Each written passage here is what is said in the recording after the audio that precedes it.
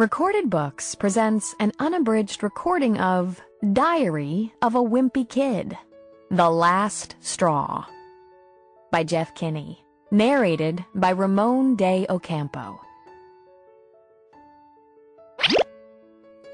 May. Tuesday.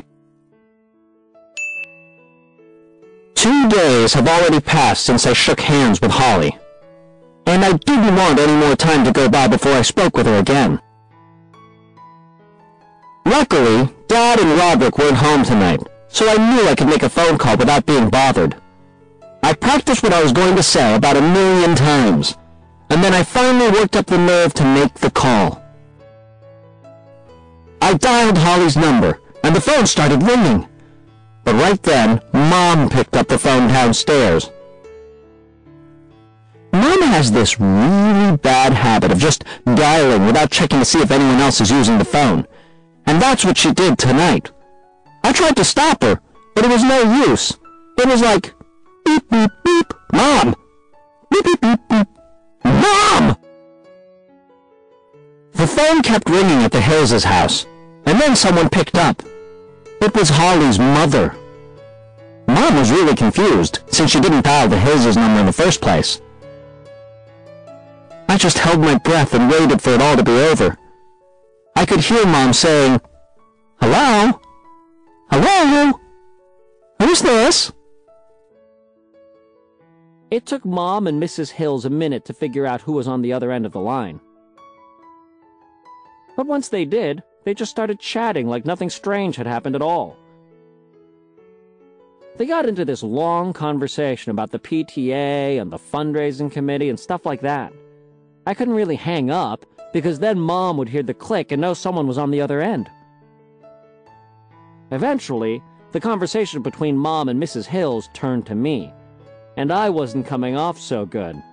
I heard my mom actually say, "And he called his brother a ploopy?" So at that point, I just put the phone down and went to bed. I figured that a phone call between me and Holly isn't meant to be, so I'm officially giving up. May. Friday. Today at school, I overheard Holly tell a couple of her friends that she was going to meet them at the roller skating rink tonight, and a light bulb went on over my head. After school, I asked Mom if she'd take me to the roll-around tonight, and she said yes, but I'd have to get a ride home from someone else's parents. So I invited Rowley along. As soon as Rowley showed up at my front door, I knew I made a mistake inviting him. Rowley had his hair all teased up, and he was dressed just like his favorite singer, Joshi. And I think Rowley might have been wearing sparkly lip gloss, but I can't say for sure. I couldn't stop to worry about the way Rowley looked, though, because I had my own problems. Earlier on, I had lost one of my contact lenses, so that meant I had to wear my backup glasses. The lenses on those things are about 3 inches thick, and they look ridiculous. If I'm not wearing my contact lenses or my glasses, I'm as blind as a bat. I guess I should just feel lucky that I wasn't alive during caveman times, because I wouldn't have been able to hunt or do anything useful. I'm sure my tribe mates would have ditched me the first chance they got when I asked, "Is this where you guys saw that albino woolly mammoth?" I probably would have had to become a wise man or something, just to make everyone think I was worth keeping around. On the ride to the roller skating rink tonight, I gave Rowley some instructions on how to behave if I got into a conversation with Holly Hills. Knowing him, he could seriously hurt my chances with her. I wish I had waited until we were out of the car, because Mom overheard our conversation.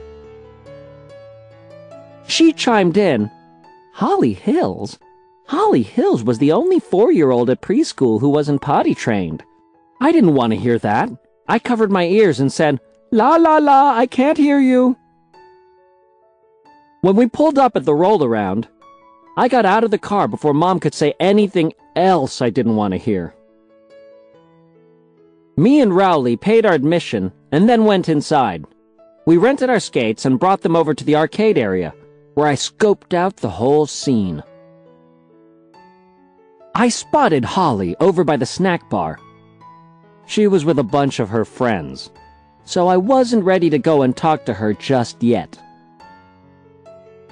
At 9 o'clock, the DJ announced, "Couple skate." A lot of people were pairing up, and Holly was sitting at a table all alone. I knew this was the chance I was waiting for. I started making my way over to her. But getting around on skates was a lot harder than I thought it would be. I had to hug the wall just to stay on my feet. It was taking forever, and I realized the song was going to be over by the time I got to Holly. So I got down on my butt and scooted over to her to speed things up. Just scooch, scooch. I almost got run over a couple of times, but I finally made it to the snack bar. Holly was still there, sitting by herself. Time was running out, so I had to take a shortcut through a puddle of soda to get to her. On my way across the snack bar, I tried to work out what I was going to say to Holly. I realized I wasn't looking my coolest at that moment, so I knew I was going to have to say something pretty smooth to make up for it. But before I even had a chance to open my mouth, she said 4 words that changed everything. She said, "Isn't your name Fregley?" I started to tell her I was Greg Heffley, the guy from the doggy dropped it joke, but right then, couple skate ended, and Holly's friend swooped in and pulled her out onto the rink. I made my way back to the arcade, and that's where I stayed for the rest of the night, because believe me, I was not in the mood for skating. You know, I probably should have realized a long time ago that Holly wasn't worth my time. Somebody who would mistake me for Fregley definitely has something wrong with them. I'm officially done with girls. I should just ask Dad to see if Spag Union has early admission, because there's really no point in me sticking around here anymore.